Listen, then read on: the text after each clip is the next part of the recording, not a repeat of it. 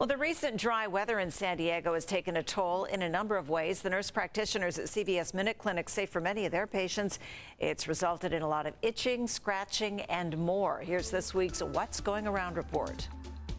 In central San Diego, Lori Glicklich in Mission Valley says San Diego's changing weather is resulting in very dry skin for some. She says the recent low humidity levels combined with the dropping temperatures have left some of her patients looking for relief. Symptoms include rough, scaly patches of skin, cracked skin, and itching.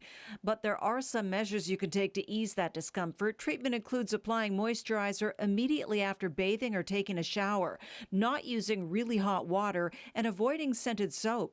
In North San Diego, that dryness has led to some eye issues. Trina Acosta-Teson in Escondido has diagnosed cases of BLEPHARITIS. That's an inflammation of the eyelids affecting the eyelid skin and follicles. This bacterial infection often starts with a very dry scalp, as dandruff can be a major irritant. In South San Diego, Kasia Lalacata in Chula Vista is seeing more of the same. Symptoms include swollen red, itchy eyelids and excessive tearing, along with sensitivity to light. Treatment may include artificial tears, good eye hygiene, and a prescription antibiotic.